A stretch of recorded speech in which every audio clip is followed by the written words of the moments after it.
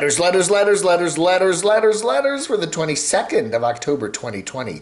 Dave 2D needs a few propane heaters for heat and a power station or generator for everything else, writes Share Bear.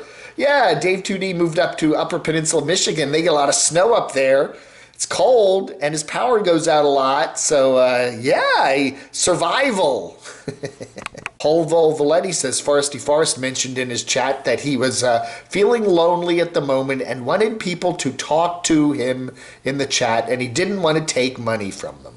That's why I like him and his channel so much. He wasn't looking to get anything other than friendship and company in his chat, not trolling and crying for money. And, you know, having over 1,200 patrons on Patreon doesn't hurt, you know. So he doesn't need the money. He needs the friendship. And, you know, that's another interesting issue about a lot of the nomads we watch, especially the solo nomads. So many solo nomads we see are constantly meeting up with other nomads. You know, we see the tribe all together there. We see them getting together at Lollapalooza, getting together with RTR, getting together at the van builds, getting together with Howa, getting together. They're all getting together all the time with each other.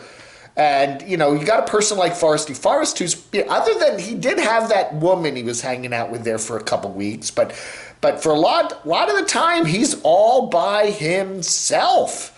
And it's got to be lonely, especially if you're up on a mountaintop in Yukon, you know, or British Columbia in some rural, you know, cavern or, wherever, crevice or canyon or whatever, you know. And there's nobody around. It's lonely.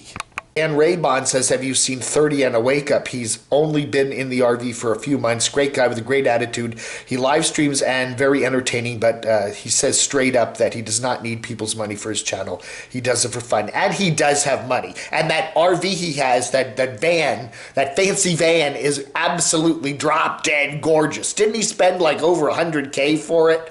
He's got money. He's well off. He's got a beautiful RV. I do enjoy his channel. I do watch him a lot.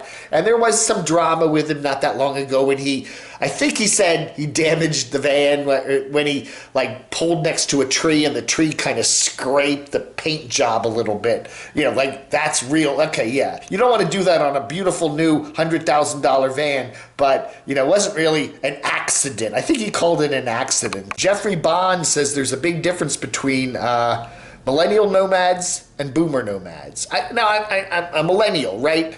A millennial nomad is somebody that was born around the millennium, right? So, you know, somewhere like that. So they're like 30-ish, where a boomer nomad is more like 50-ish, right? The boomer generation is kind of, you know, whatever. Somewhere like, yeah. So boomers are older than millennials. Whatever. Boomer nomads are a glutton for punishment to their bodies, says Jeffrey, eating all the time horrible, unhealthy foods like gloppy burgers, French fries, cheap ingredient desserts. Boomer nomads exercise as walking some parking lot concrete trails to fast food joints, Walmart snacks, grocery stores, and stopping at almost every greasy spoon they pass on the highway.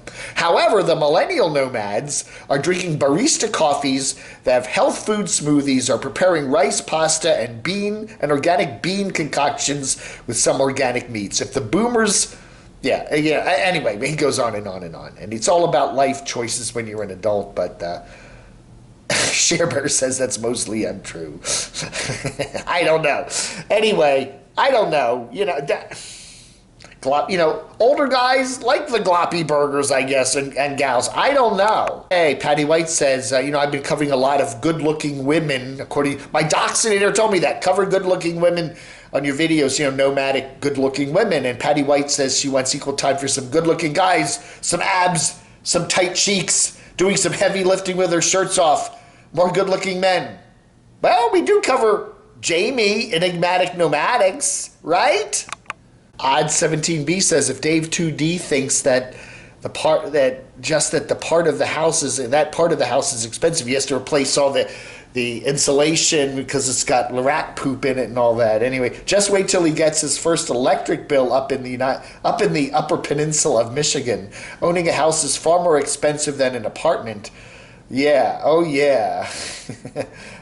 That's right. That electric bill or the gas bill, whichever kind of heat you got, is going to be a lot.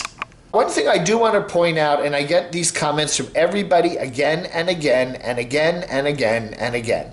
You type a comment here on the camodave channel and it doesn't show up. All right? All right, so what happens is YouTube does hold for review a lot of comments, okay?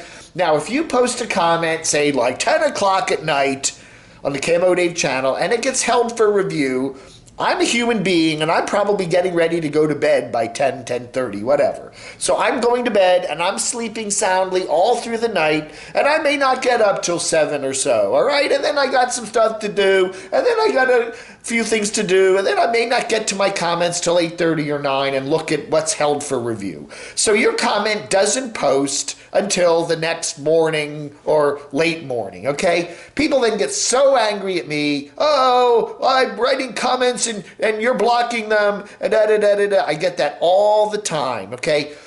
YouTube holds for review comments that have a certain 30 or 40 words that I've selected. And they also do that with other comments that for people to say, good morning, Dave, or hello, Dave, and it gets held for review. So if you post a comment, particularly in the late evening, and it doesn't show up right away, don't panic, okay? Yeah, it may show up later, and just want you to know, Dave doesn't sit here all night and review comments. Dave actually sleeps a little bit sometimes, now and then. All right, folks, that ought to do it. Thank you so much for watching Vlog Under.